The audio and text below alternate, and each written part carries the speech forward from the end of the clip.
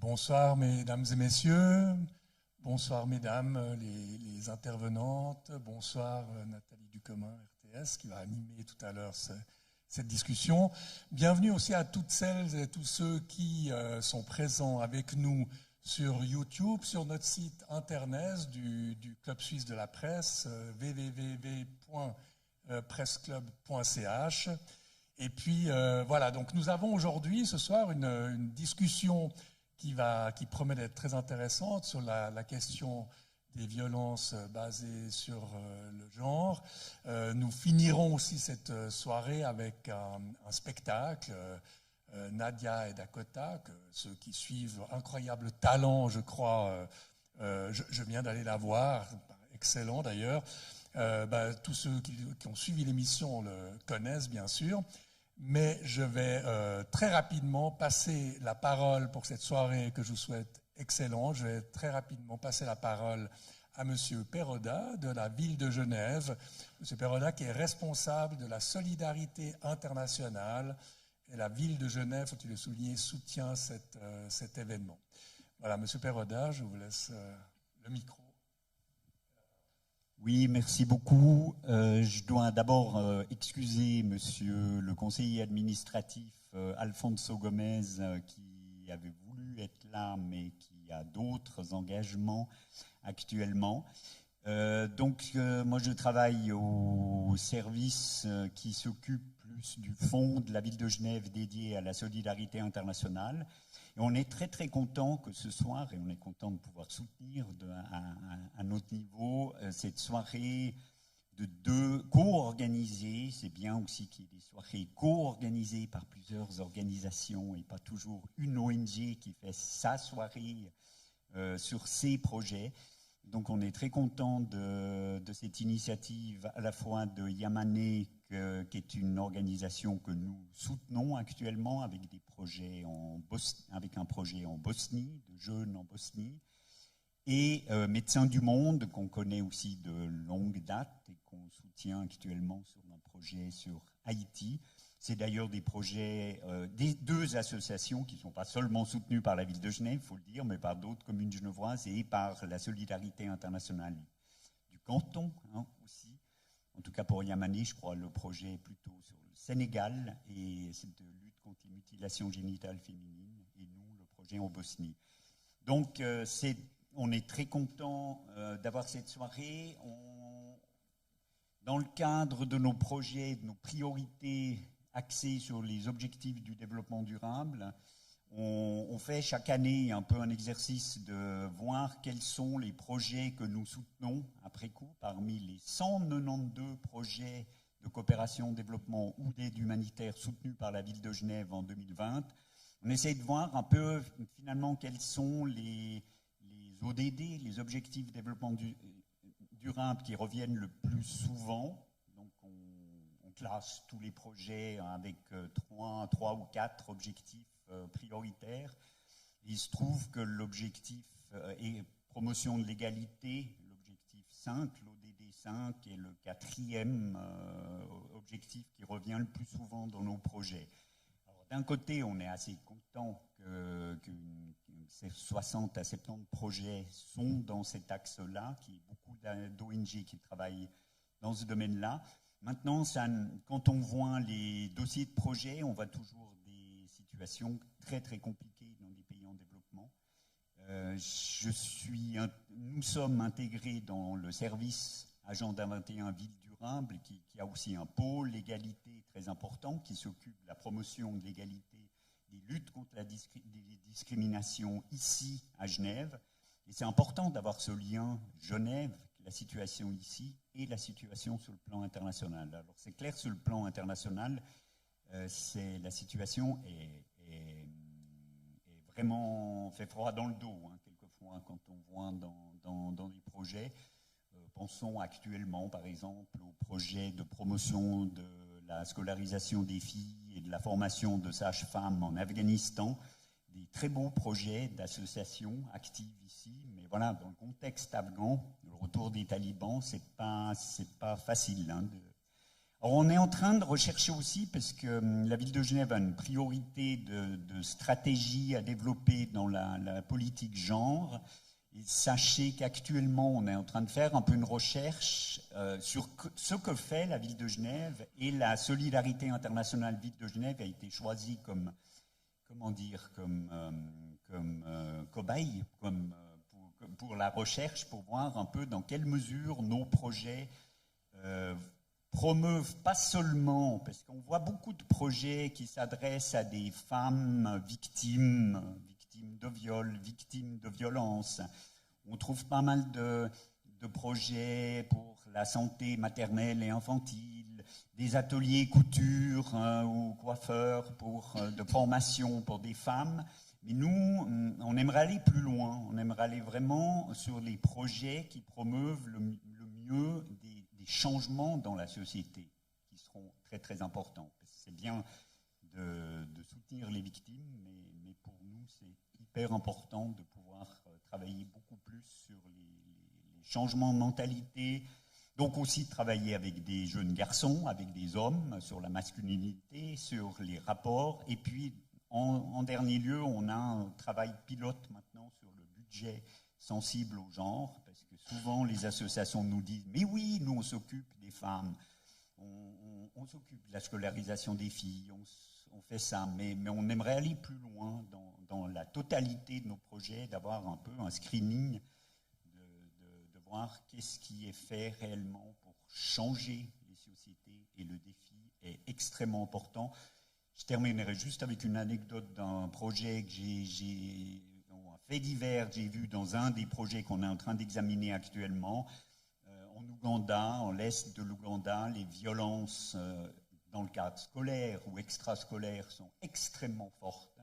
On soutient un projet dans ce domaine-là. Il y a des enquêtes qui ont été faites. Il s'avère que 60% des élèves déclarent avoir subi des violences physiques ou des violences, et 50% ou 40% des violences sexuelles. Et ce qui fait froid dans le dos, 30% des violences sexuelles sur les filles en école en Ouganda, dans cet échantillon qu'on a vu, c'était le fait des enseignants. Donc pour dire que le travail qu'il y a à faire, on avait le cas d'une école où une fille a été battue à mort par un enseignant, et il a fallu 3 semaines pour que le directeur de l'école annonce à la police qu'il y avait eu un problème, qu'il avait licencié l'enseignant en question, et la police, quand elle a recherché l'enseignant, il avait déjà trouvé un autre poste dans une autre école. Donc pour dire que le défi est énorme, énorme. Donc je me réjouis beaucoup, beaucoup de vous écouter ce soir, et puis merci de vous inviter. Merci à Jasmine, à Abdul-Kassir, que j'aurai beaucoup d'intérêt à écouter aussi. Merci, Monsieur Perroula. Merci, Pierre Rucci. Je vous passe directement la parole. Il n'y a pas de transition à faire. Merci beaucoup à Monsieur Perroula pour ses indications et ses explications. Et puis je passe directement la parole à Nathalie Ducommun, que je laisse modérer avec son brio habituel cette soirée. Bonne soirée à tous et à toutes. Merci beaucoup. Bonsoir à toutes et à tous. Bonsoir ici aux personnes présentes et online également pour cette table ronde sur les violences basées sur le genre, avec 4 invités, 4 intervenants de prestige pour un sujet hyper complexe, mais qui trouve réalité partout, au fond. Et on va essayer de relever le défi, de parler de différentes réalités, que ce soit en Afrique de l'Ouest ou rien qu'ici à Genève ou dans les Balkans. Mais on va plonger dans cette thématique avec vous. Le plaisir de vous présenter d'abord. Nous avons Muriel Salmona qui est avec nous par Zoom, je crois, qui est à Paris. Elle va certainement s'afficher là sur notre écran, qui est psychiatre. Elle est spécialisée en psychotraumatologie. Elle est présidente de l'association Mémoire traumatique et victimologie. Avec nous également Dr Yasmine Abdul-Kadir. Bonsoir. Vous êtes médecin adjoint, vous êtes responsable de l'unité des urgences gynéco-obstétricales au HUG à Genève, ainsi que la consultation pour les femmes et les filles victimes de mutilations génitales. Madame Alexandra Nicolas avec nous, co-directrice de Yamane Suisse. Vous êtes une des deux organisatrices donc, de cette table ronde ce soir, et Morgane Rousseau, toute nouvelle directrice de Médecins du Monde Suisse, qui est avec nous également. Est-ce que Muriel Salmona est avec nous? Ça roule? Oui, bonjour. Ah ben voilà, on vous voit. Magnifique, bonsoir. On a décidé d'aborder un peu cette thématique, comme je le disais, elle est tellement complexe en 3 chapitres. On va évidemment beaucoup parler de prise en charge parce que c'est central. On va parler du stéréotype du genre, ça a été mentionné par Monsieur Perroula, comment est-ce qu'on change la société en profondeur. Et puis évidemment, on va venir sur la coopération et puis les échanges de bonnes pratiques. L'idée, c'est aussi qu'on puisse ressortir de cette soirée avec quelques solutions, quelques cas pratiques peut-être qui sont exemplaires. Peut-être d'abord, rapidement, Muriel Salmona, est-ce qu'on peut définir de quoi on parle? Quand on parle de violence basée sur le genre, est-ce que c'est un traumatisme qui est différent au fond d'autres violences? Comment est-ce qu'on les définit, ces violences-là? Déjà, elles sont définies par leur côté systématique. Ce sont des violences qui s'exercent sur des femmes, des filles et des femmes, parce que ce sont des femmes. Donc, ce sont des violences qui sont à la fois systémiques, il y a aussi un continuum de violences, donc qui vont avoir un impact très lourd sur à la fois l'intégrité mentale et physique des victimes, mais aussi sur leur insertion dans la société. C'est des violences qui vont aggraver des inégalités. Ce qui est spécifique à ces violences-là, c'est qu'elles s'exercent dans un cadre d'inégalité, de discrimination sexiste, et qu'elles vont aggraver ces inégalités et aggraver l'asservissement des femmes et leur précarité. Donc, elles vont se dérouler tout au long de la vie et du coup créer des traumatismes chroniques très importants. Qui vont vraiment être une perte de chance très importante. Donc, ce sont des violences particulièrement injustes, c'est des violations graves des droits humains et qu'il faut effectivement combattre et qui effectivement se construisent ces violences sur le terreau de stéréotypes sexistes, de fausses représentations, de culture de la violence, culture particulièrement du viol, par exemple, pour les violences sexuelles, et qu'il faut absolument démonter tous ces stéréotypes. Et dernière chose, ce qui est spécifique aussi, c'est que les conséquences psychotraumatiques de ces violences sont retournées contre les victimes pour alimenter des inégalités, des stéréotypes qui vont encore aggraver le risque de subir des violences. En fait, c'est vraiment, il y a un cercle infernal qu'il faut absolument interrompre. Un cercle infernal, vous parlez de continuum, c'est intéressant parce que vous, docteur Abdul Kadir, vous avez déposé, je crois, un fonds de recherche précisément pour observer des cohortes de femmes qui ont été victimes de violences basées sur le genre, parce qu'effectivement, il faut pouvoir observer ça sur le long terme, et puis aussi pour apprendre quelles leçons à tirer sur la prise en charge, c'est ça l'objectif. L'objectif, c'est d'observer pas seulement la compréhension de la prise en charge qu'on offre, les vécus, mais aussi la santé physique, psychologique, sexuelle et sociale à long terme. Il n'y a pas de données pour la Suisse pour l'instant sur ça, et on vient d'obtenir un fonds de recherche de la Confédération par le Bureau fédéral d'égalité.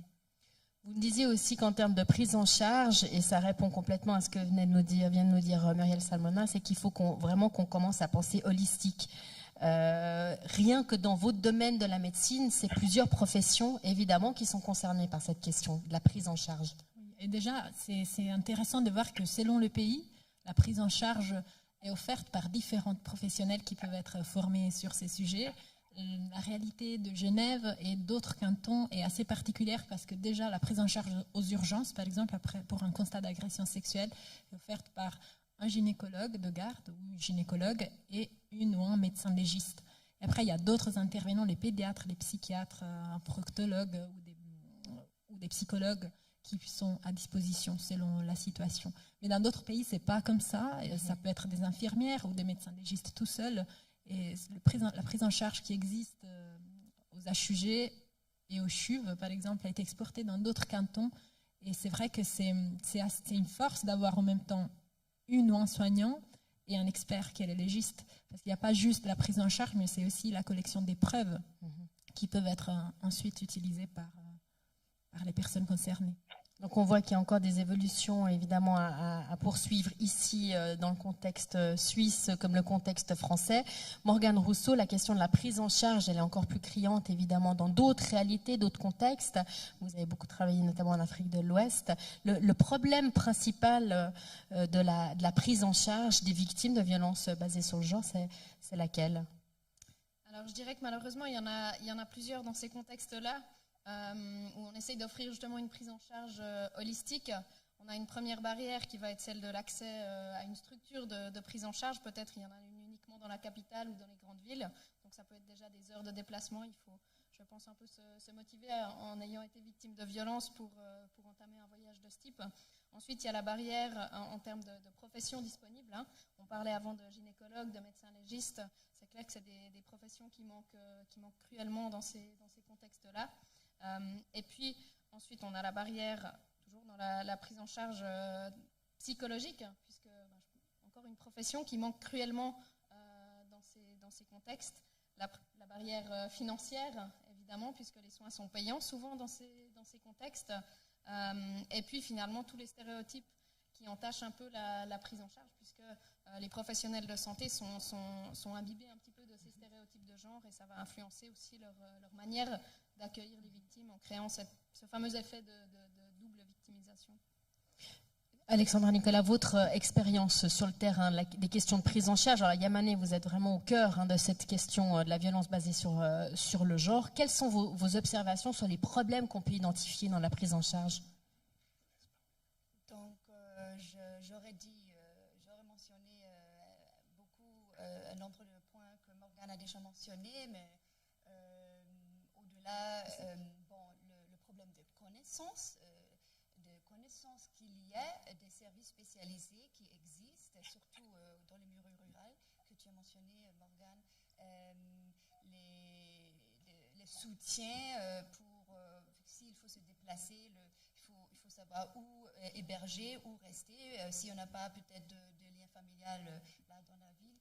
Mais c'est une grande barrière, c'est aussi la culture, la conscience qu'on peut demander de l'aide, que c'est acceptable de sortir, d'en parler, que c'est acceptable. Souvent, les femmes sont souvent empêchées par une société, par les normes qui disent ce sont des affaires, surtout les violences domestiques, ce sont des affaires internes, ça on règle à l'interne, on n'en parle pas, ça importe de la honte. Plus près du micro, merci. Voilà. On n'en parle pas, oui. Voilà, ça c'est une barrière. Et puis une autre barrière qu'on voit beaucoup, et ça c'est quand on parle d'une prise en charge holistique, ça veut dire une prise en charge qui va au-delà du prise en charge médicale. Vraiment, cet fonctionnement d'un système intégré de soins, d'appui et d'accompagnement suite à un cas de violence. Donc ça englobe en dehors du médical, psychosocial, on a déjà mentionné, mais aussi l'appui socio-économique, juridique, ainsi de suite. Oui, je pense qu'on va revenir là-dessus quand on va aborder la coopération. Muriel Salmona, il y a aussi la question du déni. C'est ce qu'on observe dans la traumatologie, quand on est victime, quand on a subi une violence comme celle basée sur le genre, on n'est pas forcément conscient de ce qu'on a vécu. Alors, le déni, il s'exerce surtout contre les victimes. C'est-à-dire qu'il y a un déni de ce qui leur arrive, des violences qu'elles subissent, un déni aussi qui va aller à l'encontre de tout ce qu'elles peuvent essayer de dire, de tous les symptômes qu'elles peuvent présenter, toutes les situations que tout le monde peut voir. Donc, il y a ce déni, cette loi du silence. Et puis, il y a le psychotrauma, effectivement, qui va en fait, s'il n'est pas du tout traité, entraîner des mécanismes de survie qui passent par ce qu'on appelle une dissociation traumatique, c'est le cerveau qui fait disjoncter le circuit émotionnel pour pouvoir survivre au pire, et qui entraîne une anesthésie émotionnelle qui va rendre encore plus difficile pour les victimes d'identifier ce qu'elles vivent, d'avoir la capacité de pouvoir se défendre ou d'agir. et de se sentir légitime pour le faire. Enfin, tout s'oppose à ce que les victimes parlent. Et d'ailleurs, on le voit, par exemple, pour le viol, puisque c'est moins de 10% des victimes qui vont porter plainte, par exemple en France, mais je pense que c'est à peu près partout l'équivalent, en tout cas en Europe, et qui vont se confronter à toute une maltraitance aussi, parce qu'on ne va pas, on va les mettre en cause, on ne va pas les croire. Donc c'est un véritable parcours du combattant.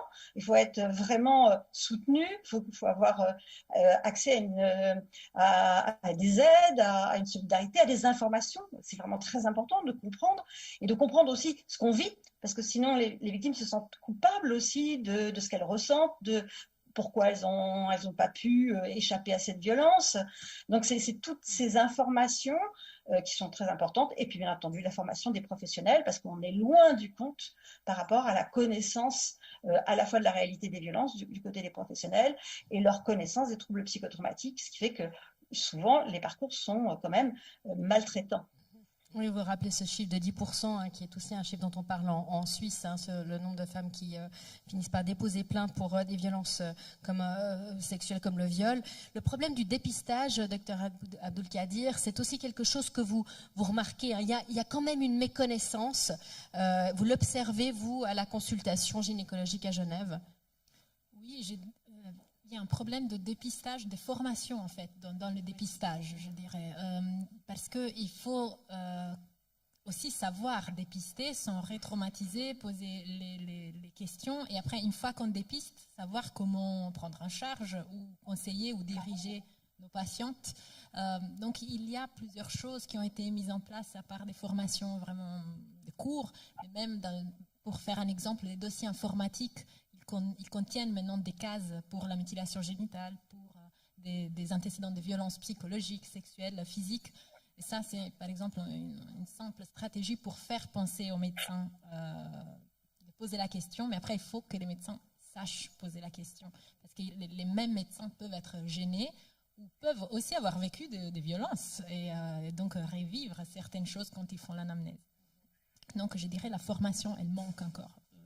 J'imagine que la question de la formation des professionnels, Alexandre et Nicolas, ça se ressent aussi sur des terrains en dehors de nos latitudes.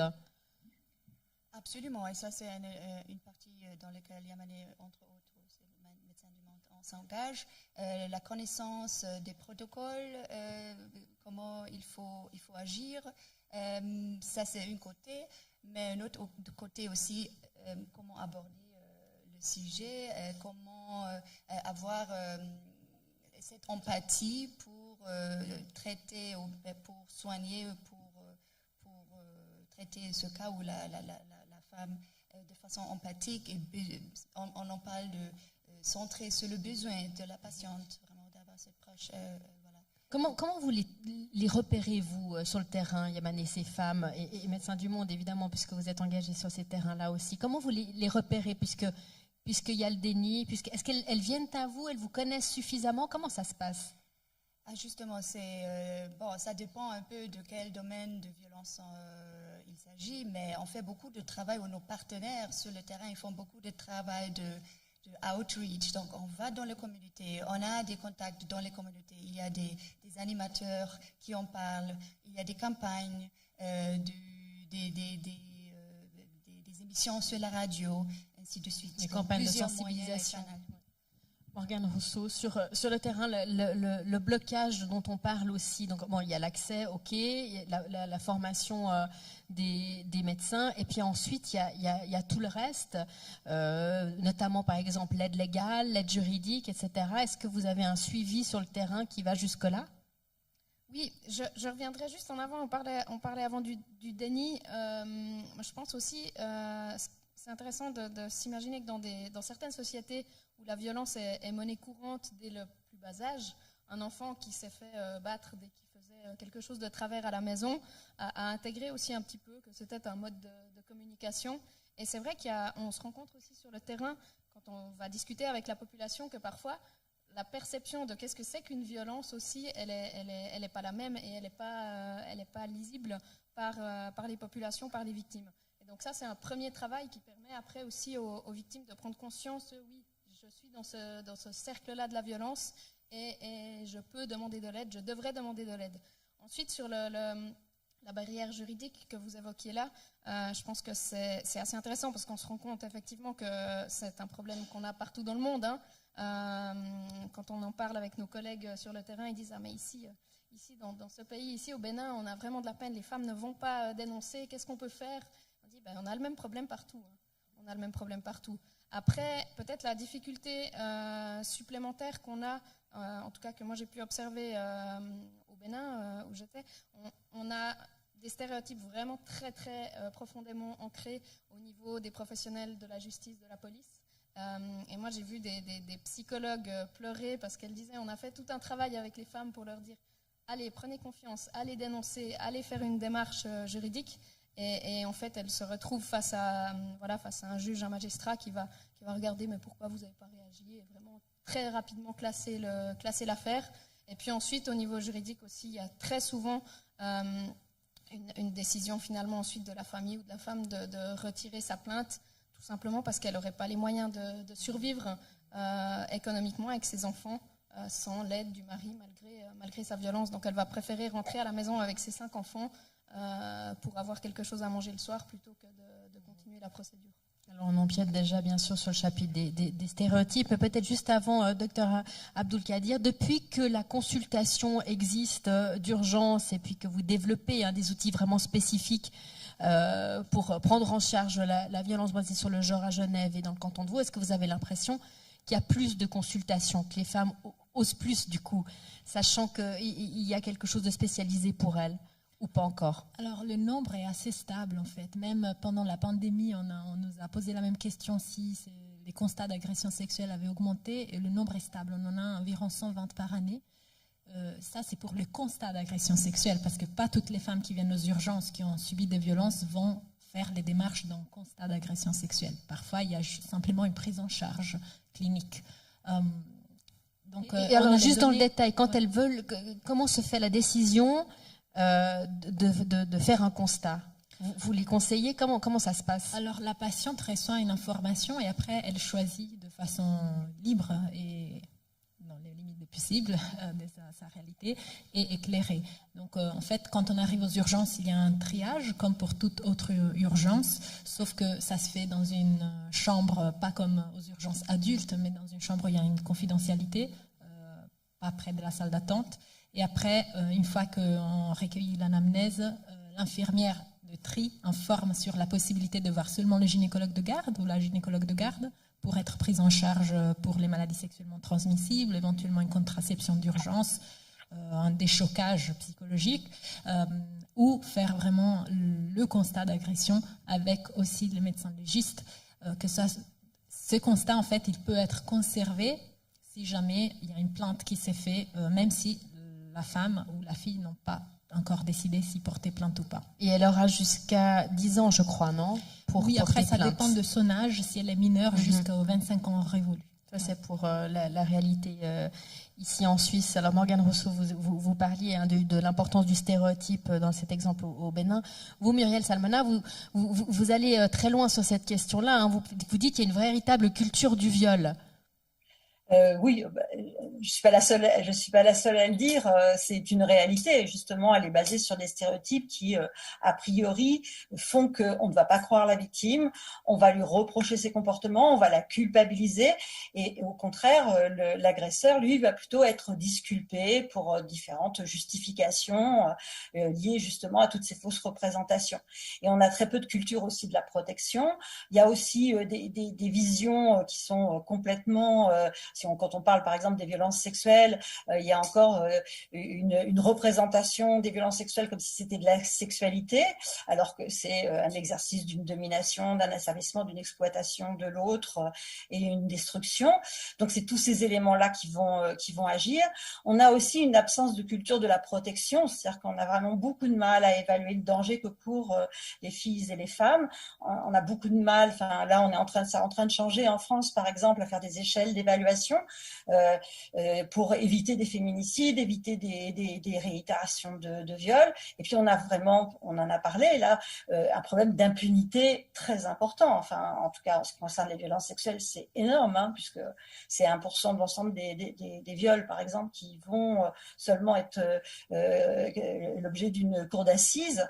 Donc on a des marges de manœuvre énormes à faire. Et puis il y a un autre élément aussi, c'est que justement cette vision où la violence sexuelle, par exemple, ne serait que de la sexualité, du coup toutes les personnes qui sont les plus vulnérables et les plus discriminées ne vont pas être repérées comme possiblement victimes de viol. C'est-à-dire qu'on pensera pas qu'une personne en situation de handicap va subir beaucoup plus de violences sexuelles, hein, puisque c'est 2 à 3 fois plus, et pour un enfant, c'est jusqu'à 4 fois, voire 5 fois s'il y a un handicap mental.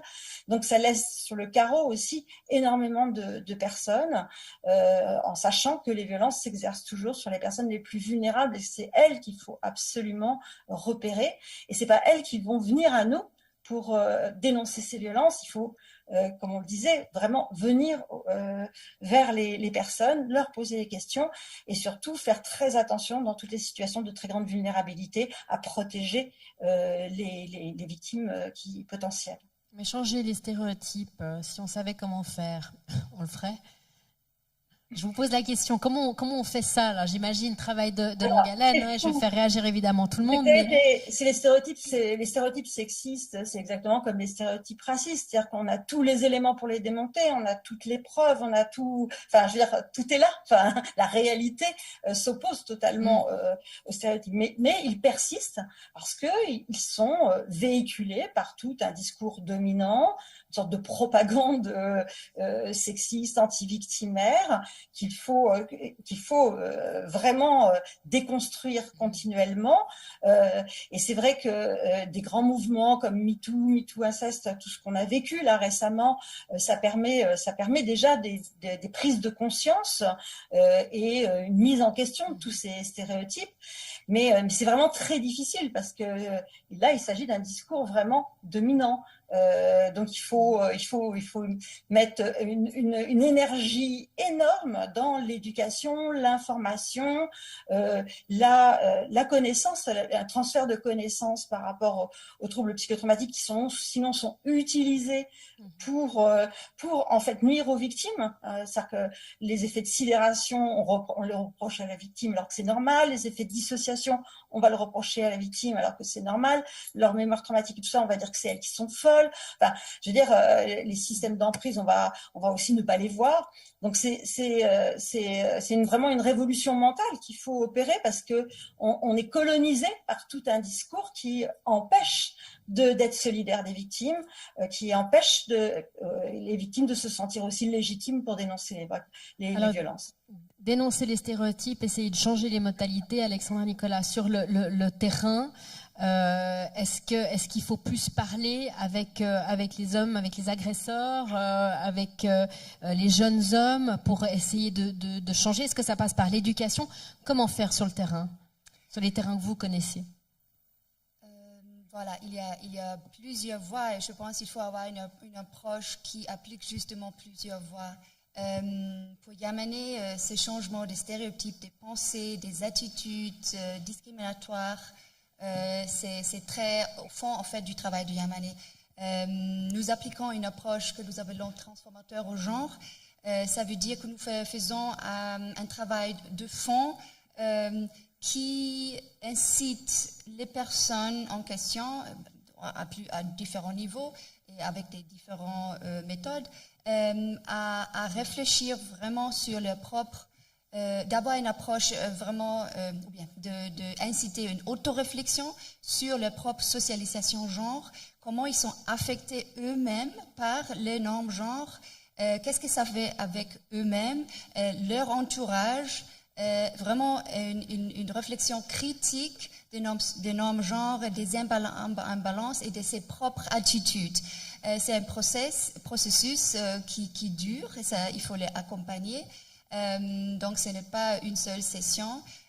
qui fait que voilà, maintenant j'ai changé mes attitudes, mais ça se fait de façon individuelle, très souvent en groupe, et cette groupe soutient, parce qu'on discute beaucoup, on se soutient, on discute, et ensemble, avec les réflexions des autres, ça amène vraiment un changement conjoint, voilà. Et on se soutient aussi dans ces changements des attitudes qu'on est en train de faire.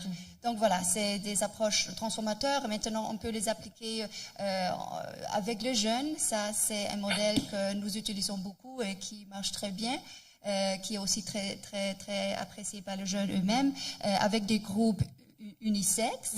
Ça permet à aborder certains sujets particuliers qui sont liés vraiment au sexe, mais aussi dans des groupes mixtes, beaucoup dans un contexte d'école. Ce même travail est intégré aussi dans le travail avec les auteurs des violences que Yamane a incité ou est en train de toujours développer dans les Balkans, en Bosnie-Herzégovine et en Albanie. Donc également dans le travail avec les auteurs, dans les prisons, des personnes qui sont en temps de probation.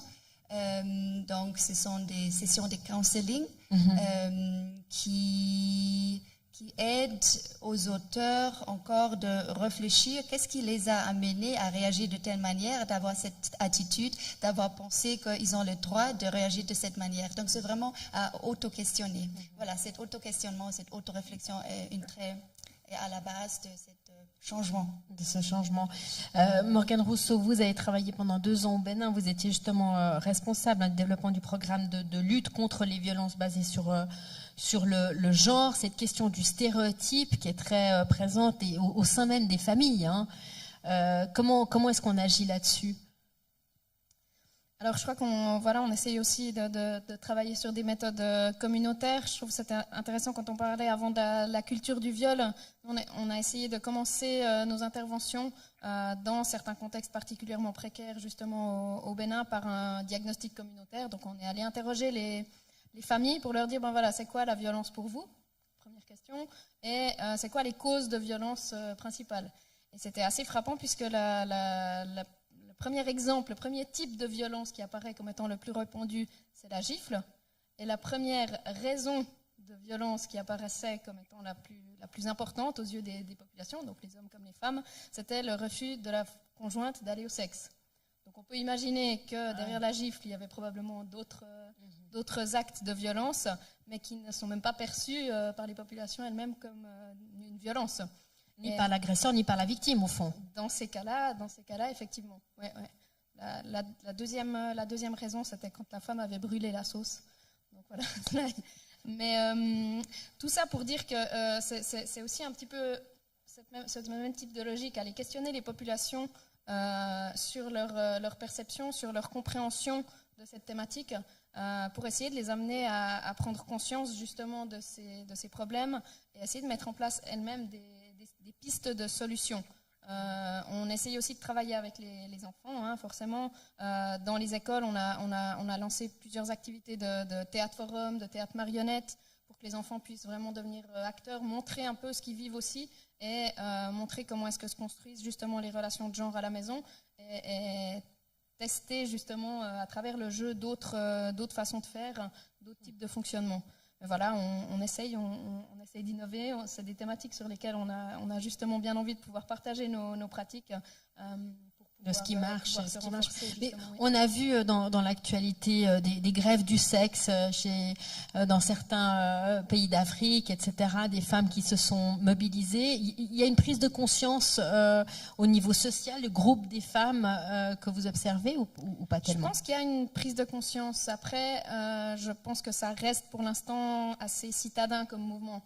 Il y a quand même toute une génération dans ces pays-là qui est très connecté maintenant, voire parfois même plus qu'ici, sur les réseaux sociaux, sur les groupes WhatsApp qui marchent d'enfer, justement. Mais ça reste une population plutôt citadine, et plutôt jeune. Maintenant, c'est la nouvelle génération. Donc voilà, on a des espoirs quand même. Et sur la question de reconnaître, tant que la victime puisse reconnaître qu'elle a été abusée, que l'agresseur reconnaisse qu'il a fait une violence, il y a la question, quand il s'agit de violence sexuelle, du consentement qui est très très d'actualité ici en Suisse, puisque la réforme du code pénal est en train de se faire au niveau des chambres fédérales, et puis il y a beaucoup de pression des groupes, des associations féministes, notamment pour que la notion de consentement soit inscrite dans la définition pénale du viol. On n'y est pas encore. Dr Abdul-Kadir, vous me le disiez vous-même aussi dans votre expérience à la consultation, c'est pas évident parce que vous me disiez le viol, c'est pas toujours comme on l'imagine, le stéréotype dans la nuit sur un parking. Ça peut être une soirée festive, arrosée, où l'agresseur lui-même ne se rendrait pas compte, n'a pas compris les signes. Qu'est-ce que vous observez sur cette question du consentement? C'est ça que souvent on pense à l'agression sexuelle comme une agression toujours violente, mais ce n'est pas toujours le cas. Et ces concepts de consentement devraient faire l'objet, on parlait de déconstruire les stéréotypes d'information, d'éducation. Le consentement est un concept central qui devrait faire partie des informations et de l'éducation, même à l'école, chez tout genre. Parce que pour l'agresseur aussi, il y a parfois des conséquences desquelles il n'est pas conscient au moment de l'agression. Parce qu'il peut prendre comme consentement quelque chose qui n'est pas consentement, dans un contexte qui a altéré la capacité de discernement de la personne qui est après la victime de l'agression sexuelle. Je peux dire une chose sur les stéréotypes? Mais je vous en prie, on est en plein dedans. Parce que je trouve que cette déconstruction des stéréotypes est hyper importante, aussi en lien avec les consentements, et ça touche toutes les cultures, toutes les religions, tous les pays, et même nous qui travaillons sur cette déconstruction des stéréotypes, on n'est pas immune des stéréotypes. Et donc là, je trouve que quand on parle, par exemple, de populations des pays où certaines violences de genre ont une autre prévalence, je pense à l'excision, au mariage forcé, même ici, parfois on pense que c'est des problèmes des loin, mais on est à contact quotidiennement dans nos consultations, pas seulement aux urgences, mais lors des contrôles annuels gynécologiques, suivis de grossesse, on est à contact avec beaucoup de différentes réalités et on est confronté tous les jours, même avec nous-mêmes, à ces stéréotypes qui touchent la médecine aussi. Oui, parce que vous évidemment, vous avez des personnes migrantes qui vous consultent, mais aussi évidemment des personnes qui ont grandi ici avec les deux consultations. Vous observez les mêmes stéréotypes de différentes générations et c'est les mêmes stéréotypes qui perdurent. Pas toujours. Je trouve déjà quand on compare des générations différentes, suisses ou italiennes ou françaises, et la même chose avec des populations somaliennes ou des Bénin ou des Sénégal, il y a des différences aussi entre des générations. Quand on pense aux populations migrantes, c'est pas la même chose quand on parle d'une première, deuxième ou troisième génération. Et la chose intéressante, c'est que parfois les stéréotypes du pays d'origine peuvent se mélanger aux stéréotypes d'ici. Oui, question complexe. Muriel Salmona, vous vouliez intervenir sur cette question? Oui. Je voulais rappeler aussi l'importance du droit dans la lutte contre les violences et contre tous les stéréotypes, et que ce droit à l'égalité, ce droit à la sécurité, à l'intégrité physique et mentale est absolument essentiel. Il est absolument essentiel qu'il soit le plus clair possible et le moins là aussi discriminant possible. Et bon, on voit à quel point il a fallu des années et des années pour améliorer les lois, et qu'elles sont encore à améliorer, et elles sont encore trop limitées. Mais donc le droit est essentiel.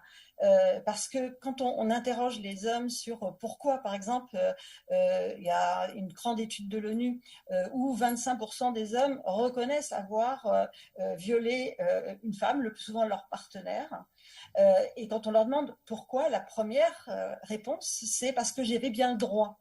La deuxième, c'est il faut bien s'amuser. Et la troisième, c'est pour se venger. Mais le droit, c'est ce qui arrive en premier. Du coup, de pouvoir vraiment signifier que non, n'ont pas le droit, et qu'il y a une obligation internationale à poursuivre, c'est-à-dire à prévenir ces violences, à protéger les victimes, à poursuivre les auteurs et à les condamner, et que là, le droit est en panne. C'est-à-dire que quand on parlait de 10% de plaintes, c'est moins de 10% de ces plaintes qui vont, en France par exemple, mais c'est un peu, là aussi, c'est à peu près partout pareil, qui vont aboutir à des condamnations. Et que là, nous, par exemple, en France, depuis 10 ans, il y a 40% de condamnations pour viol en moins, alors qu'il y a plus de plaintes. Donc le droit ne suit pas. Et si le droit ne suit pas, je veux dire, on ne peut pas lutter contre les violences, on ne peut pas donner un discours clair aux victimes pour dire qu'elles sont légitimes pour se défendre, pour parler, pour dénoncer. Et du coup, les agresseurs, on leur donne une sorte de permis d'exercer des violences. Donc ça, c'est essentiel, cette lutte contre les inégalités, pour le droit, contre l'impunité et contre les discriminations. L'importance du cadre légal. Alors, on n'a pas de législateur autour de la table, malheureusement. Mais Morgane Rousseau, est-ce que sur cette question du droit, de la justice, comment vous réagissez à ça, ce manque-là? J'adhère complètement. Après, c'est vrai que c'est toute la difficulté que nous, on a, en tout cas sur le terrain, sur certains terrains, d'une part de pouvoir faire un certain plaidoyer pour que ce droit soit respecté. Après, s'assurer que les personnes qui sont investies du respect de ce droit enlèvent un petit peu leur stéréotype de genre, enlèvent leur veston pour pouvoir l'appliquer de façon juste et pas teinter justement de ces stéréotypes qui reviennent même une fois que le droit est clair. Et puis ensuite, on a ce problème encore tout en bas que j'évoquais avant. Une fois que le droit est appliqué, parfois, il va emmener une famille, une femme et ses enfants peut-être dans une situation impossible finalement au niveau économique, au niveau survie. Et là, on est obligé de mettre en place des structures aussi, des structures d'accueil, des structures d'hébergement. Même en Suisse, on en manque, donc forcément qu'à l'international... Il faut sortir la victime de son contexte, c'est ça, hein. Voilà. Donc, surtout quand on parle, je pense, de zones rurales où la famille est très large, hein, et où la femme qui a dénoncé son mari va pouvoir aussi peut-être être complètement bannie de son contexte. Donc voilà. Mais je pense que revenir à l'universalité du droit, ça nous emmène aussi à avoir une attitude un peu plus humble quand on travaille, en tout cas dans nos domaines de développement, pour ne pas arriver, c'est toujours le biais et le risque, hein, en arrivant, c'est dans votre culture, cette inégalité dans votre culture, on va vous expliquer comment changer, alors que non, on a tous ce même problème, il se manifeste de différentes façons en fonction des régions, des cultures, des religions, mais c'est vrai que le droit permet de remettre un petit peu cet élément-là au milieu du village, comme quoi, on a tous le même droit et on a tous les mêmes problèmes pour le faire respecter. On identifie en tout cas là un problème assez majeur dans toutes les sociétés, hein, la question du cadre légal. On va ouvrir tout à l'heure aux questions du public, la discussion. Peut-être en venir à la coopération et les pistes de solutions. Alexandra Nicolas, vous avez parlé de quelque chose qui ressemble un peu à de la justice restaurative, le fait de discuter avec les agresseurs. Est-ce qu'il faut aussi que les agresseurs et les agressés se rencontrent ou pas? Vous allez jusque-là? Pas comme premier pas, peut-être dans un processus plus tard. Déjà, il faut savoir le travail avec les auteurs. L'objectif principal est vraiment la protection de la personne affectée par la violence. Donc, de mettre les deux personnes ensemble, la victime, la survivante et l'auteur, ça peut amener à vraiment mettre en risque la survivante, la femme. Donc voilà, ça c'est pas la stratégie qu'on adopte au prime abord. Il faut d'abord que l'auteur ait fait justement qu'on sent et on essaie de mesurer et évaluer ces changements, qu'il est arrivé à un stade de se sentir, d'avoir accepté qu'il a fait une erreur, qu'il prend la responsabilité pour son acte, et qu'il a développé des méthodes pour mieux gérer ces violences. Et après, il est possible, il y a des stratégies où après on essaye de trouver un chemin où on accompagne les couples s'ils le souhaitent continuer ensemble, pour qu'ils puissent trouver une nouvelle vie sans violence.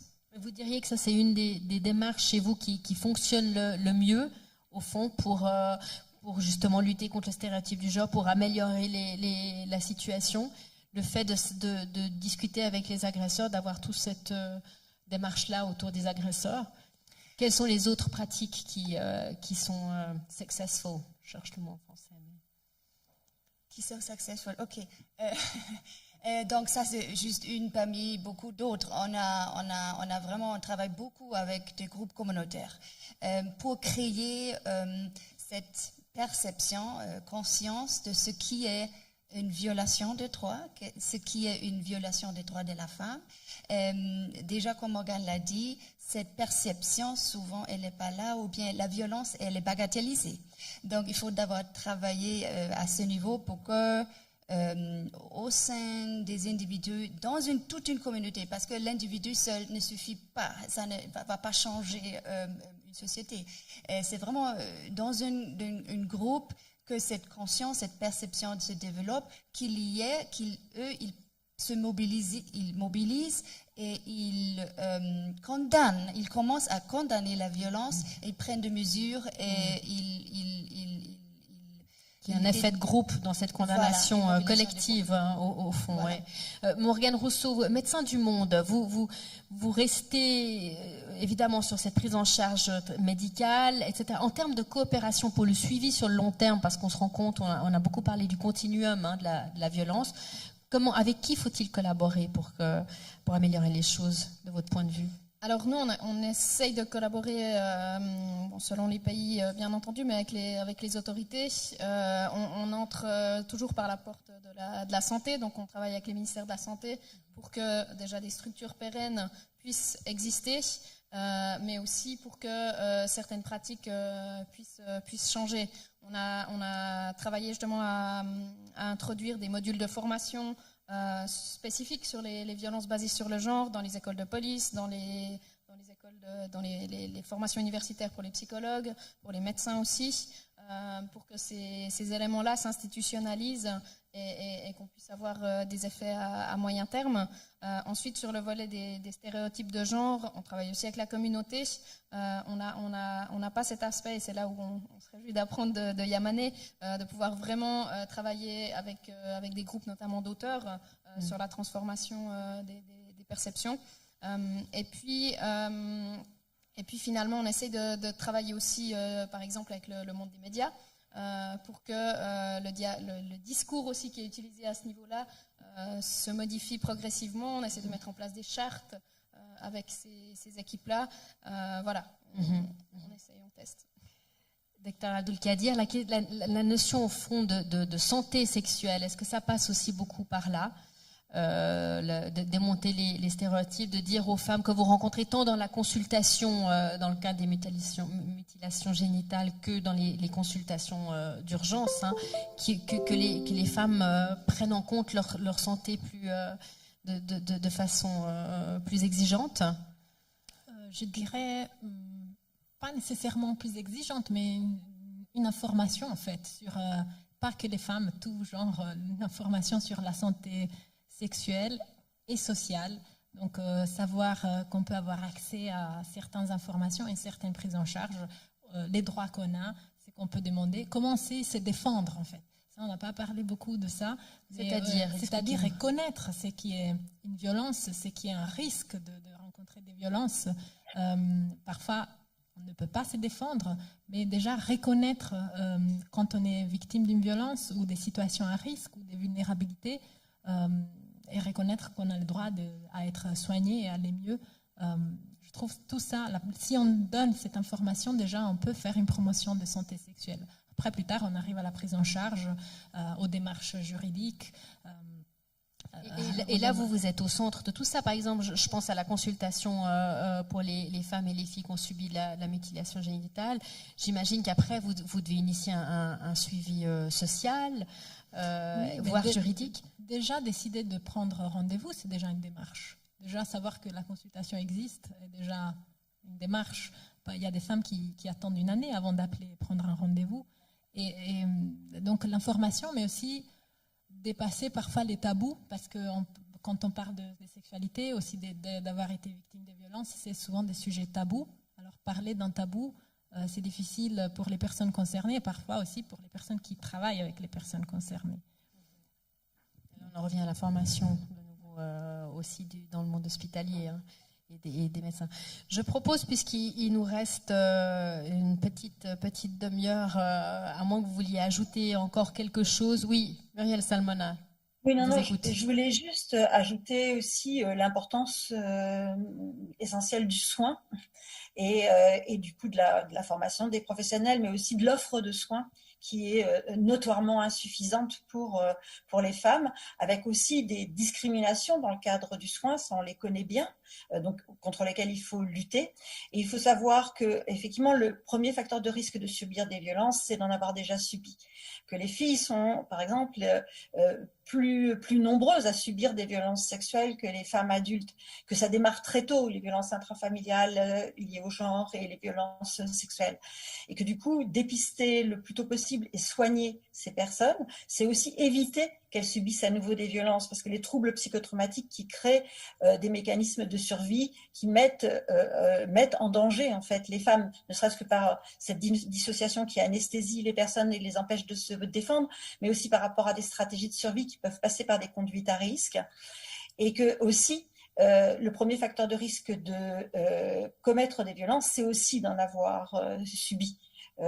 Pour vous donner un chiffre, si on a subi des violences physiques et sexuelles dans l'enfance, on a 16 fois plus de risques de subir des violences conjugales et sexuelles à l'âge adulte pour une femme.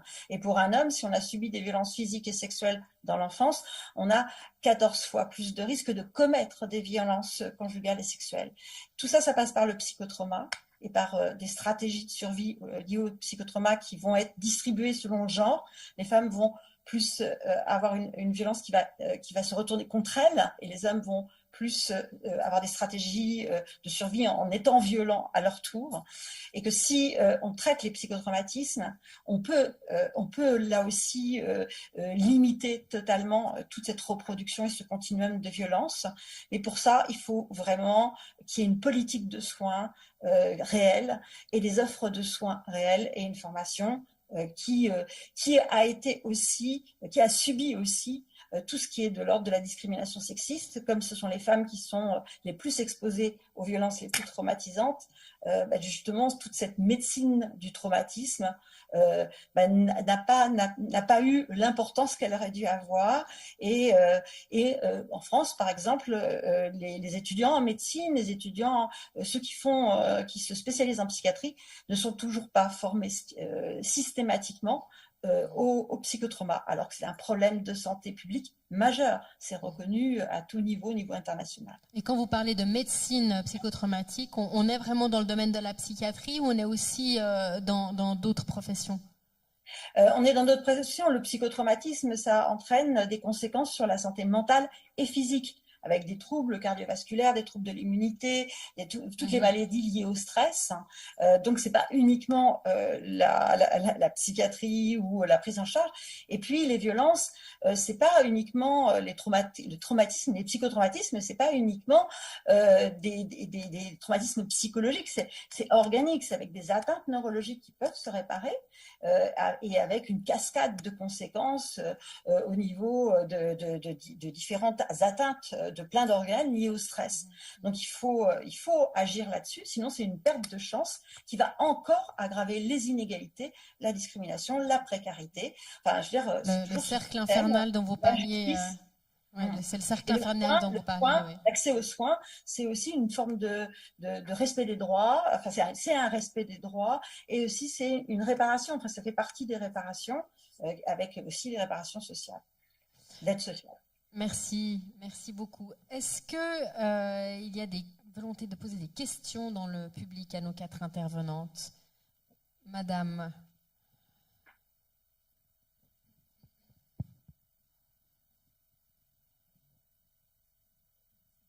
Bonsoir. il y a une chose que je n'arrive pas à comprendre, c'est que les féministes n'ont pas commencé à apprendre aux mères à bien élever leurs fils, justement dans le respect des femmes, des filles. Parce que je pense que si on commençait vraiment à la base, si on avait déjà commencé depuis des années, on aurait quand même un autre résultat aujourd'hui. Je sais pas. C'est comme Dr Abdulkadir disait que les soignants eux-mêmes, on a tous des stéréotypes au fond. Hein. Vous vous dites, ça doit aussi passer par les mères qu'elles éduquent bien leurs fils. Qui veut répondre à ça? Alors, on va commencer avec vous, Dr Abdulkadir, et ensuite avec vous, Myriel Salmona. Les mères et les pères, je Oui, je dirais. suis là. Les mères et les pères, oui. Et je dirais, je pense que cette éducation devrait vraiment toucher toutes les personnes, parce que les violences basées sur les genres, elles touchent principalement les femmes, mais maintenant on parle aussi de plus en plus de violences qui touchent les personnes transgenres, intersexes. Donc les violences contre les personnes basées sur les genres devraient faire partie d'une promotion, d'une information, éducation sur la promotion des santé de toute personne, pas seulement des hommes. Et ça devrait partir des pères et des mères, je pense. C'est ça peut-être qui va un peu changer les choses. Myriel Salmona, les Oui, mères bah, doivent je mieux voulais- éduquer leurs fils. C'est encore Je notre voulais faute. dire exactement la même chose. Je voulais parler aussi des pères et puis bon de cette colonisation de toute la société. Parce que je veux dire, on n'est pas seul face à ces enfants et c'est toute la société. Et les féministes ont été les premières à justement monter au créneau contre les stéréotypes, contre l'éducation des filles liées à ces stéréotypes. Ça fait déjà très très longtemps et pour effectivement une éducation à l'égalité, au consentement. Donc tout ça, ça a été pensé. Donc, je veux dire, on a un discours dominant qui est tellement présent, avec des stéréotypes tellement présents, qui sont effectivement distribués dans toute la population. Nous, on a fait des enquêtes, des études sur les stéréotypes liés aux représentations, sur les violences faites aux femmes. Et c'est vrai que tout le monde, en fait, les véhicule. Et quand même, ce qui est plutôt positif dans ces études, c'est qu'on voit que les plus jeunes commencent à avoir un peu moins de stéréotypes. Donc, il faut continuer à informer, à intervenir aussi au niveau de l'éducation nationale, à tout niveau, pour justement lutter contre ces stéréotypes. D'autres réponses, Alexandra Voilà, Nicolas, merci Yamané. beaucoup pour la question. Effectivement, c'est quelque chose, quand on conçoit des projets, parfois on se demande est-ce qu'il faut travailler avec les adultes parce que c'est eux qui éduquent les enfants, ou bien est-ce qu'il faut commencer avec le jeune qui après sont la nouvelle génération et on crée une nouvelle génération et qui sont, comme vous l'avez dit Madame Salmona, qui sont très ouverts, ou bien on les perçoit comme de beaucoup plus ouverts.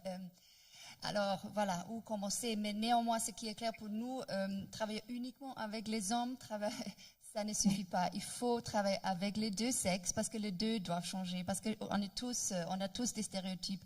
Et aussi des femmes, ou bien on voit dans beaucoup de pays que les femmes ont souvent tellement intégré cette rôle qu'ils ont tellement appris cette rôle d'être soumise, ce rôle de s'occuper de la cuisine, ainsi de suite. De tout le travail de soins à la maison, que parfois ils ne permettent pas ou ne donnent pas peut-être de l'espace. Autrement dit, eux aussi, les femmes aussi, ils doivent changer, intégrer cette notion d'égalité genre pour que vraiment on puisse avoir un changement. Donc nous essayons de travailler avec les deux sexes.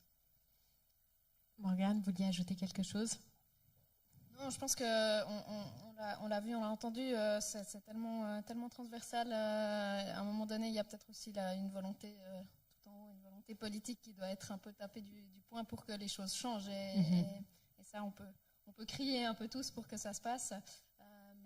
Mais c'est ce qui va pouvoir peut-être donner un petit peu la tendance d'un virage, quoi. Ouais, ça va du noyau familial très intime jusqu'aux sphères cadre légal, sphère politique. C'est un combat de tous les échelons. Merci pour votre question, madame. Est-ce qu'il y a une autre question dans la salle? Oui, on vous écoute. Bonjour. J'ai une question en fait à madame. Vous m'entendez là? Ok. Une question à madame Abdulkadir. En particulier en lien avec mon expérience en Inde, où les femmes victimes souvent ne ne vont pas en fait à l'hôpital pour se faire dépister parce que c'est une nouvelle agression. Et je me demandais dans quelle mesure, j'ai mon stéréotype à moi, mais dans quelle mesure c'est différent en Suisse. Quand je vous entendais présenter la situation en Suisse, j'avais presque l'impression que c'était de nouveau une nouvelle agression, où la première chose que vous faites, c'est de vérifier si c'est vrai, alors que peut-être la victime, elle a besoin d'autre chose. Alors, peut-être, c'est difficile de visualiser comment ça se passe, mais en fait, déjà, ça dépend comment la patiente arrive aux urgences. Parfois, c'est elle qui vient toute seule et elle ne sait pas trop ce qui s'est passé, ou elle a un blackout, elle ne se souvient pas. Parfois, elle est accompagnée par un entourage, parfois, elle est accompagnée directement par la police. Ça dépend. Et il y a des techniques, en fait, sur comment on pose les questions. C'est absolument pas une vérification. Déjà, c'est pas notre rôle, en fait. Nous, on est des soignants et soignantes. Et notre rôle, c'est de prendre en charge et en fait, on croit toujours à la patiente, n'importe ce qu'elle nous raconte. Et donc, on l'écoute. Déjà, c'est l'accueil, c'est l'écoute. Et après, c'est la prise en charge psychologique et des risques de grossesse indésirable et des infections sexuellement transmissibles. Après, il y a un suivi plus à distance. Mais dans l'aigu, en fait, ce n'est absolument pas une vérification. C'est même pas notre rôle. Notre rôle, c'est l'accueil, l'écoute, le déchocage psychologique et la prise en charge somatique. Et après, il y a vraiment des techniques sur le trauma, en fait, sur comment on pose les questions, le cadre qu'on crée, la mise en sécurité, le rapport de confiance. Parce que justement, l'examen ne doit pas être... l'examen et les questions ne doivent pas être un moment d'intrusion et de souffrance. Et c'est connu en fait que l'accueil et cette prise en charge, ça peut aider après, pas seulement dans les soins, mais aussi dans la gestion du risque, par exemple, de développer des symptômes psychiatriques ou d'un syndrome de stress post-traumatique. Et même l'examen, ça peut arriver que la patiente n'ait pas envie d'avoir un examen physique, qu'elle ait seulement besoin de parler de ce qui est arrivé. L'examen peut être fait à un autre moment, ou parfois, en fait, il faut un consentement. On ne fait jamais d'examen, même s'il y a eu une agression sexuelle, si la patiente n'est pas d'accord. Je ne sais pas si j'ai répondu à votre question. Je me demande en fait si le peu de personnes qui viennent se présenter à l'hôpital ou qui déclarent en fait l'agression qu'elles ont eue n'est pas en lien avec cette crainte de qu'est-ce qui va se passer, comment est-ce que je vais être accueillie, et est-ce qu'une communication à ce niveau-là pourrait être utile pour que les femmes sachent qu'elles vont être accueillies entre guillemets avec leur consentement, mais pour de vrai cette fois. Voilà. Ça, merci pour cette question, parce que ça, c'est une des choses que je pense qu'on doit améliorer. Pas juste l'information de la possibilité d'accès, mais par exemple, souvent les femmes ne savent pas qu'elles doivent venir le plus tôt possible. La majorité des lésions génitales disparaissent dans les 24 heures, par exemple. Elles ne savent pas nécessairement que c'est mieux de ne pas se laver pour recueillir des traces. Donc, je dirais que c'est une information à plusieurs niveaux sur la possibilité d'accueil, sur la confidentialité, sur l'accompagnement, mais aussi vraiment sur des choses logistiques, dans les cas d'une plainte. Ça, c'est important de le savoir aussi par rapport au type de traitement qu'on peut avoir en fonction du délai. Je pense aux prophylaxies contre le HIV, la contraception d'urgence. Donc, c'est vrai qu'en plus de l'information sur la prévention, si jamais une violence arrive, c'est important aussi que les personnes concernées sachent quoi faire, où consulter, où aller. Et par rapport à la formation des médecins, par exemple, depuis quelques années, il y a des simulations qui sont mises en place. Et chaque fois qu'on change les tournus des médecins internes, il y a des simulations avec une patiente fictice, simplement sur comment poser les questions et comment l'accueillir au moment du tri et au moment de l'anamnèse. Justement pour éviter pas juste la stigmatisation, les sentiments de culpabilité, la victimisation, mais aussi parfois, parce qu'il y a aussi le risque que les soignants parfois induisent certains comportements, certaines demandes, et ça aussi, on essaye d'éviter cette dérive-là. Vous mentionnez votre expérience en Inde, cette peur de se rendre, c'est ça, oui, de la prise en charge. Est-ce que c'est quelque chose qu'on observe aussi sur vos terrains, Yamane ou Médecins du Monde, des femmes qui se refusent au fond Par exemple, aller à l'hôpital? Si, je pense, moi, on a des statistiques justement dans les centres de prise en charge qu'on appuie où on a une écrasante majorité d'enfants qui sont pris en charge justement. Alors, je ne sais pas, je m'interroge, est-ce que c'est vraiment, est-ce que c'est représentatif justement des violences, même si les enfants sont davantage victimes, ou est-ce que c'est simplement aussi la traduction de ce fait, c'est-à-dire que voilà, une femme va peut-être amener son enfant, mais elle va avoir plus de peine à partir pour une démarche de soins pour elle-même, ne sachant pas comment les choses vont se passer. Voilà, après, je pense qu'on a encore voilà, l'élément encore avant qui est que les personnes ne savent pas ou ne connaissent pas les offres de prise en charge, puisqu'elles sont très récentes aussi, hein, souvent. Oui, c'est ça, dans ces contextes. Ça se cumule.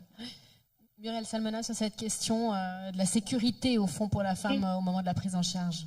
Oui, mais alors c'est vrai que, par exemple, la Convention européenne d'Istanbul dit clairement que, par exemple, pour tout ce qui est violence sexuelle et viol, il faut qu'il y ait des centres de prise en charge d'urgence, 24 heures sur 24, et de prise en charge aussi à court et moyen terme, par bassin de 200 000 habitants. Je veux dire, la plupart des pays d'Europe, on n'en a quasiment pas de centre spécifique qui serait vraiment bien défini, où l'orientation serait claire et où tout le monde saurait que, par exemple, un viol, en sachant la définition du viol, est une urgence médicale, médico-légale, et qu'effectivement, il faut y aller le plus rapidement possible. Mais encore faut-il savoir où aller, comment aller. Il y a encore pas mal de victimes qui pensent qu'on ne peut pas aller chercher des soins sans être passé par une plainte auparavant. Enfin, effectivement, ce n'est pas suffisamment, les orientations et les possibilités ne sont pas suffisamment définies et ne font pas l'objet d'informations suffisantes, mais il n'y a pas aussi suffisamment de centres spécifiques, c'est très spécifique, et il faut absolument développer ces centres de soins, ce qu'on appelle aussi les rape centers, par exemple comme aux USA, au Canada. C'est absolument essentiel pour que les victimes puissent connaître cette réalité-là. J'aimerais faire un commentaire parce que effectivement c'est une urgence et il y a même on a des degrés d'urgence en fonction du délai qui s'est passé. Même l'installation de la patiente doit respecter les délais de 20 minutes, de 2 heures ou pas, la présence ou pas du médecin légiste. Et toutes les recommandations disent que cette urgence ne devrait pas rencontrer des barrières économiques et administratives. Ça, c'est très important. Est-ce qu'il y a une autre question dans la salle? Vous vouliez poursuivre? Si j'ose encore une autre question. Bien sûr, allez-y. Je me questionne en fait d'un point de vue plutôt stratégique, dans le sens où le dominant, il trouve sa situation confortable et il n'a pas forcément envie d'être mis en question. Et puis, disons qu'il ne va même pas se rendre compte qu'il ne se remet pas suffisamment en question. Et quelle stratégie vous imaginez ou quelles stratégies sont mises en œuvre pour essayer de pas que ces démarches soient du washing, enfin, ce ne soit pas du faux semblant, dans le sens où c'est très bien de parler d'égalité, mais enfin, on en parle, mais on n'y croit pas vraiment parce qu'on est comme confortable à notre place. Comment creuser vraiment, comment avoir une stratégie pour passer cette barrière, en fait? Je ne sais pas si vous me comprenez. Pour changer la perception de l'agresseur qu'il a lui-même de l'agression, le changement de mentalité, c'est ça? Il y a Mme Salmona qui veut dire quelque chose. Muriel Salmona. Là, je reviens sur ce que j'ai dit. C'est quand même ça, il est clair. Hein, puis là, vraiment on est presque tous les experts sont d'accord que la lutte contre l'impunité est essentielle. C'est-à-dire qu'il faut vraiment que la société dise clairement que les personnes qui usent de privilèges, qu'ils considèrent comme des privilèges d'accès au corps des femmes, d'esclavagiser les femmes dans le cadre domestique ou sexuel, que c'est interdit, que c'est des crimes, des délits et des crimes très graves, des graves violations des droits humains, et qui seront poursuivis est condamné. C'est pas le cas actuellement. Donc, ils sont tranquilles. Ça, c'est clair. Et après, on peut toujours essayer de leur parler, etc.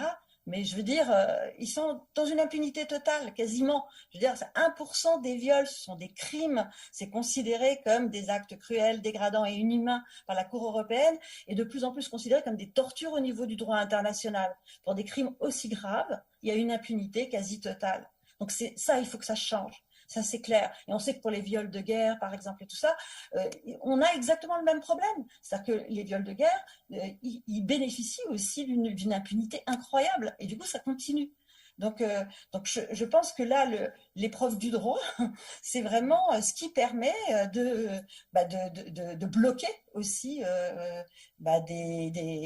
une sorte de légitimation de comportements violents qui ne seront plus, qui seront clairement plus tolérés. Mais ce n'est pas le cas encore. On a parlé du manque de volonté politique. Au fond, sur cette question de l'impunité, peut-être sur le terrain, Yamane ou Médecins du Monde, la collaboration avec des associations qui seraient vraiment dans le suivi juridique, par exemple, l'accompagnement juridique.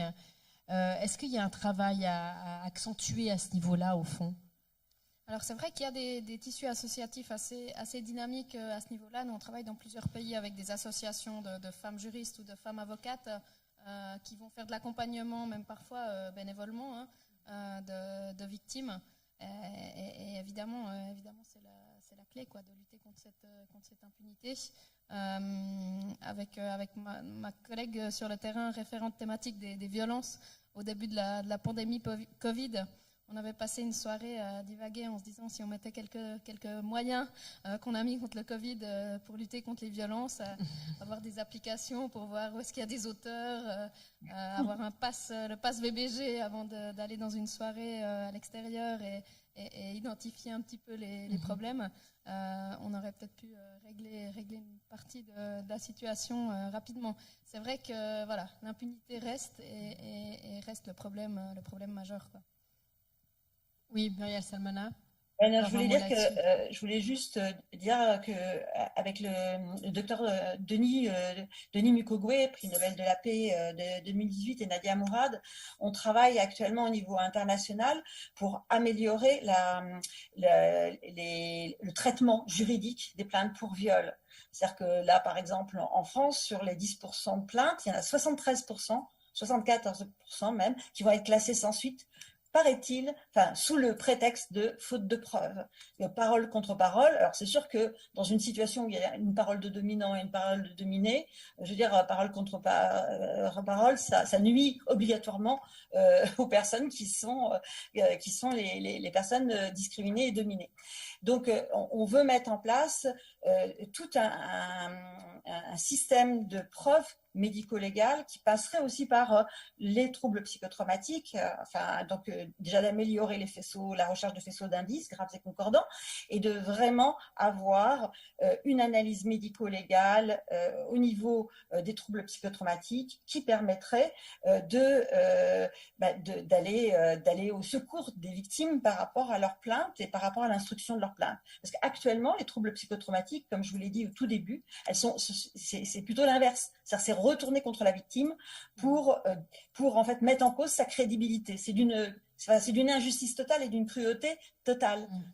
Donc ça, au niveau international, on veut que ce soit vraiment mis en place. Donc et Nadia Mourad, elle travaille beaucoup sur le droit des victimes, l'accueil, le fait qu'il n'y ait pas de maltraitance pendant toute la prise en charge holistique des victimes. Qui est souvent considérée pour les victimes à ce stade-là, cette procédure juridique, là vraiment comme une grosse épreuve. On a peut-être le temps d'une dernière question. Il y en avait d'autres? Est-ce qu'il y avait d'autres remarques, messages importants de nos intervenantes à faire passer ce soir? Alors, Muriel Salmona. Oui, non, je voulais juste rajouter par rapport à cette maltraitance juridique, nous, on a fait une grande enquête sur vraiment le parcours des victimes, donc qui montre que, par exemple, pour les victimes,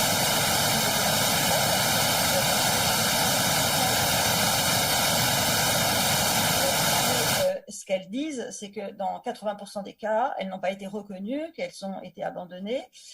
Et par rapport au parcours juridique, on voit une réelle augmentation très significative des risques suicidaires et des risques d'aggravation des troubles psychotraumatiques. C'est absolument intolérable. C'est-à-dire que ça devrait être le contraire.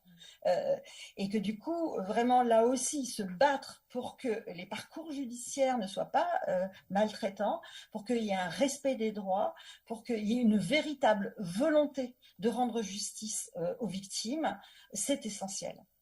Merci.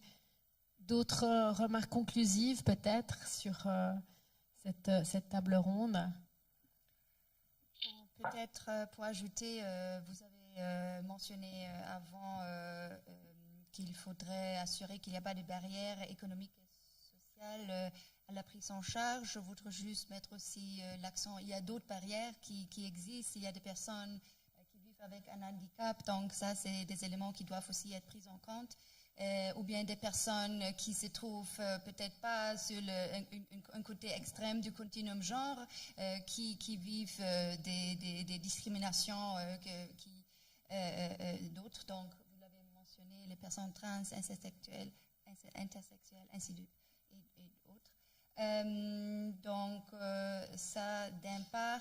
Et puis, un aspect dans la prise en charge qu'on n'a pas mentionné, bon, voilà, non, Madame Salmona, je pense que vous l'avez mentionné, c'est multiples vulnérabilités, que ça, c'est un aspect sur lequel, voilà, il est important de mettre d'accent dans la formation du personnel de santé et toutes les personnes qui se trouvent dans le système de référence. Pas chaque cas de viol, chaque personne qui s'adresse à une instance de prise en charge n'a pas la même situation. Donc, chaque cas doit être regardé de façon vraiment individuellement et analysé selon les différentes vulnérabilités qu'elle vit, que ce soit qu'elle vient des ethnies particulières, d'une situation socio-économique particulièrement vulnérable. L'âge aussi joue sur la vulnérabilité. Donc, tous ces différents aspects doivent être pris en compte dans la prise en charge. Prise en charge holistique. Docteur Abdou-Kadir, un mot de la fin, une conclusion. Peut-être dire que dans notre expérience, plusieurs formes de violence sont souvent associées. Donc, qu'une personne n'a pas vécu seulement un viol ou une mutilation génitale, que plusieurs choses sont associées. On a fait récemment une étude sur les symptômes et la gêne dans la vie quotidienne chez les patientes qui avaient subi une excision. Et 30% en fait racontaient des violences différentes que la mutilation génitale ou les mariages forcés, et surtout des violences associées, psychologiques, physiques ou sexuelles. Donc parfois on a l'occasion de prendre en charge une femme ou une fille pour une chose, mais souvent on en découvre d'autres. Et les personnes vulnérables et les minorités sont plus à risque. Donc je suis d'accord sur le fait que dans notre dépistage, notre prise en charge devrait être sensibilisée à la coexistence des violences et aux minorités et aux personnes vulnérables. Continuer à lutter contre la méconnaissance de ces violences basées sur le genre qui prennent des formes diverses et multiples et sur différentes populations. Morgane Rousseau, le mot de la fin, c'est pour vous. Après toutes ces discussions assez lourdes et qui nous les bras nous en tombent un peu, finir peut-être par une note quand même positive. On a la dernière campagne qu'on a fait, on l'avait nommée J'en ai parlé et je m'en suis sortie. Et c'est vrai que je pense que c'est ça qu'il faut qu'on souligne aussi, et c'est ça que le monde doit entendre, c'est qu'une fois qu'une femme dénonce une violence et qu'elle entame ce processus de soins, elle peut s'en sortir et reconstruire sa vie de façon positive et constructive. Oui, c'est vrai, aller mieux, dénoncer, aller mieux. Un mot très rapide alors, Myriel. Oui, non, c'était juste pour dire que, effectivement, dénoncer, c'est aussi protéger d'autres femmes. Enfin, je veux dire, là, on parlait des femmes qui subissent de multiples violences, avec ce continuum des violences depuis l'enfance, avec de multiples facteurs de risque liés aux discriminations. Mais il y a des hommes agresseurs, des agresseurs qui commettent énormément de violences avec de très nombreuses victimes. Et là aussi, chaque dénonciation permet de repérer quelqu'un qui a, avec d'autres victimes qu'il a faites et des victimes qui pourraient faire encore. Et c'est aussi comme ça qu'on peut arrêter les choses. Et puis, le psychotraumatisme, ça se traite et la plupart des conséquences sont réparables. Les victimes qui s'en sortent. On a entendu aussi des nouvelles générations d'hommes pour qui on a l'impression que ça change. Absolument. Ils cherchent aussi, ils veulent le changement. Et ils veulent le changement. Alors, on a quand même une petite note positive. Je vous remercie infiniment, Muriel Salmona, psychiatre.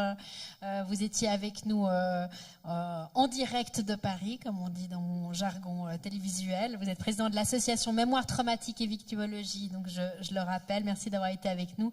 Docteur Yasmine Abdul-Kadir, je répète, médecin adjoint, vous êtes responsable de l'unité des urgences gynéco-obstétricales et de la consultation pour les femmes et les filles victimes de mutilations génitales ici au HUG. Vous faites aussi beaucoup d'enseignements à la faculté, à l'école des sages-femmes, je crois aussi. La question de la formation est au centre. Alexandra Nicolas, vous êtes la co-directrice de Yamané qui travaille beaucoup Afrique de l'Ouest, Balkans, de nombreux projets, qui a une expérience de terrain très forte sur la question des violences basées sur le genre, et évidemment Médecins du Monde, la nouvelle directrice Morgane Rousseau, qui a aussi cette expérience sur le terrain, notamment au Bénin. Merci à vous quatre d'avoir été avec nous autour de cette table ronde, et je crois que c'est l'heure d'un divertissement puisqu'on a le bonheur, la chance de pouvoir visionner, assister en live à une prestation chorégraphique de Dakota et Nadia. Vous venez de Martigny, vous êtes hyper célèbre puisque vous étiez sur La France, un incroyable talent, en Italie, même aux États-Unis, des prestations télévisuelles qui ont marqué partout. Vous avez une chorégraphie très très engagée et on se réjouit de la vivre avec vous. On va faire de la place, je vous rassure.